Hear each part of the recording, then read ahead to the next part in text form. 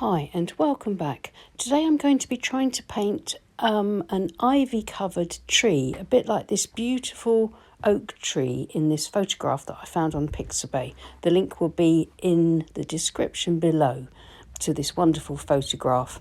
I'm not going to be copying it, but just trying to do a loose version of it. Just using the main kind of look of it and simplifying the shapes. The first thing that I'll do is draw in the rough position of the ivy covered trunk. I'm going to make my trunk a little bit wider than the one in the photograph at the base, a little bit less stylized than that, more simple.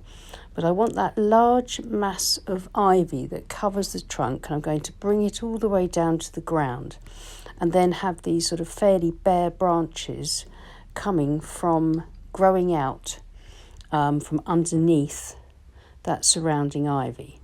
And because I like loose painting, there won't be any detail, but I'm hoping to suggest the detail through my brushwork, etc. So I'm drawing in my main branches, which will give me a guide when I come to paint.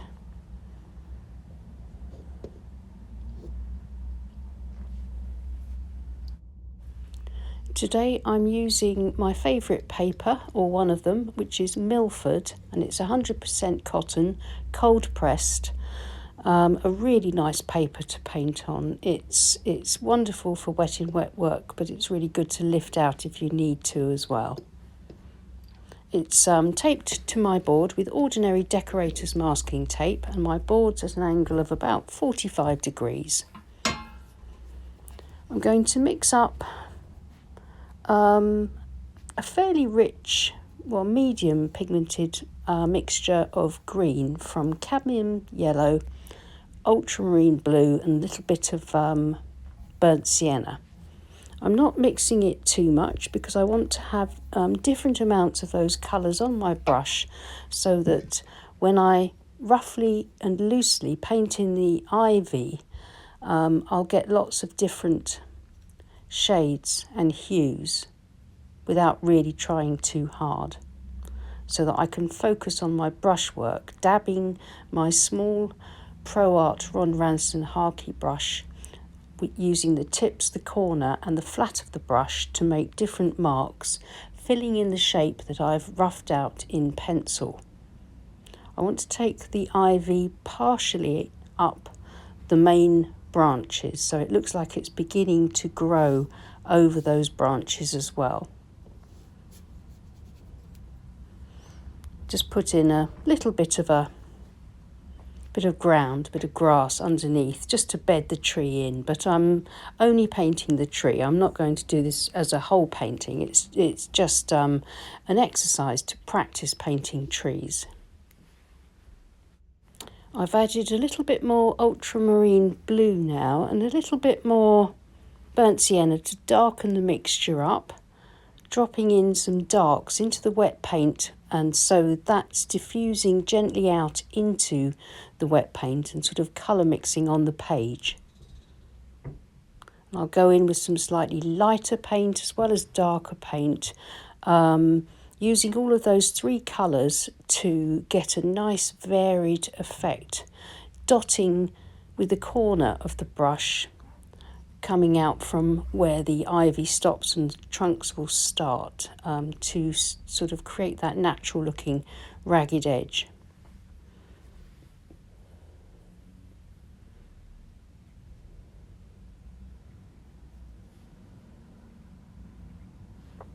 Maybe a little bit of detail to the grass in the foreground. And that was a little bit of Paynes grey now to really darken up the shadows in that canopy.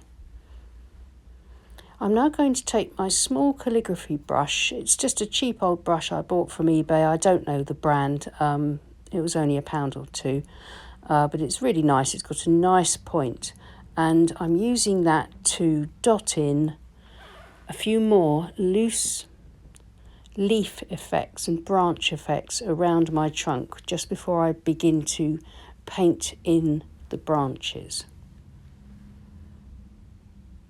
This is a very pigmented mixture of Paynes grey, but I've mixed it with enough water to get it to a fairly thick but inky consistency so that it flows fairly well.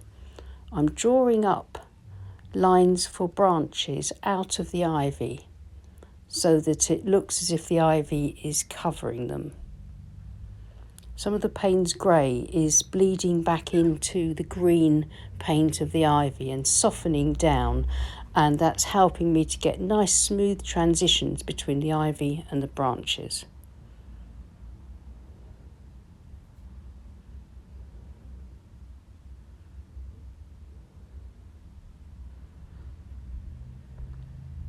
I'm painting more branches or twigs at the end of each of these branches, just quickly and loosely and lightly, trying to get the effect of the edges of the canopy. Quite often when ivy grows on a tree as much as it has done here, it actually begins to affect the tree, and the tree doesn't grow quite as strongly as it would do otherwise. So I'm not going to have much in the way of leaves on my tree. It's going to be mostly just these stark branches. But I think this will also contribute to the effect of it as a loosely painted tree rather than a very detailed one.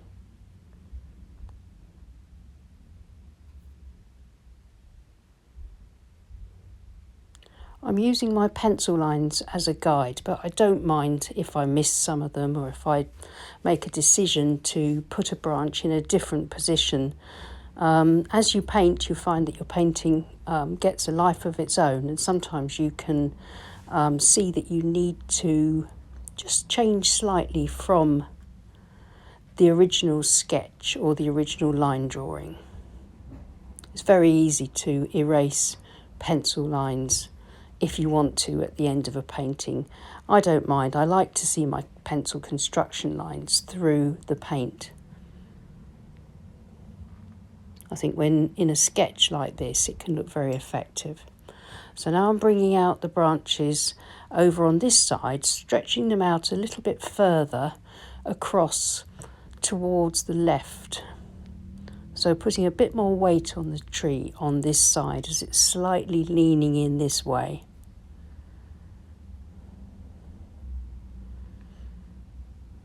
I'm coming towards the end of painting these branches in, so I'm being quite careful now to try and make sure that my tree looks fairly balanced, but without looking too stylised or regimented, if you know what I mean. I need to bring out a few more branches a little bit higher at the top to balance things out a bit. You can see that I'm not being too careful, I'm being quite scribbly, and this is giving me a nice loose effect. A few sticks and twigs coming out from the base.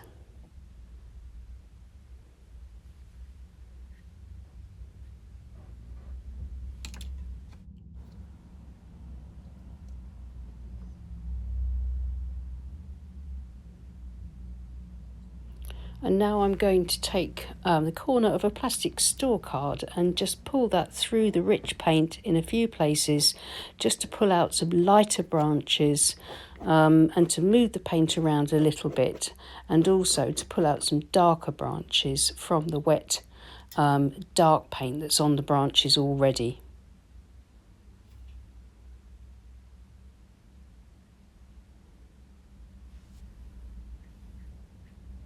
Just a little bit more to the foreground, just to bed the tree in nicely.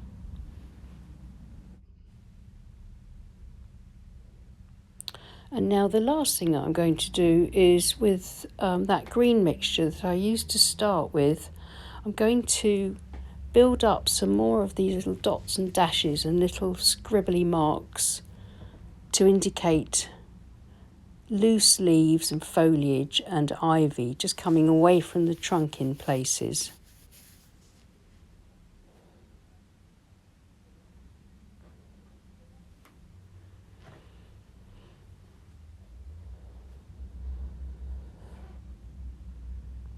and just a few indications of little leaves and things on the ends of some of the branches. I'm not going to put too much on, just enough to show the tree trying to sort of come to life with some spring greenery and spring leaves just starting to grow around the edges of the tree.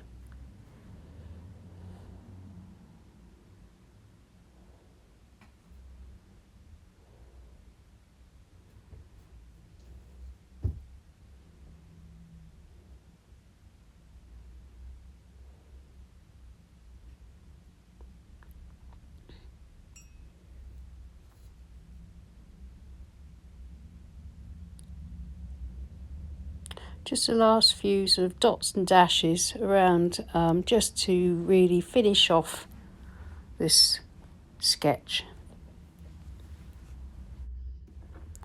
And I think I'm quite happy with that as a sort of practice at trying to work out how to paint an ivy-covered oak tree. I'll peel off my masking tape border, although it only affects two of the edges, the bottom and the right edge, but it still gives a nice clean outline to those two edges, and I think it looks quite nice. I think I might just take the card through and scratch through and lighten a few of those branches there, just to add a bit of texture. Nothing too much. And I'm quite happy with that. If we look in a bit closer, you can see it's very loose brushwork. There's not really a lot going on there, but hopefully it's effective enough to represent that kind of a tree. Well, thanks so much for watching. Please give us a thumbs up if you enjoyed that. And if you haven't subscribed, then please do so and click on the bell icon and you'll be notified whenever I post a video, which is at least twice a week. And thanks so much to my lovely Patreon group who support this channel. Thanks again, and I'll see you again soon. Bye.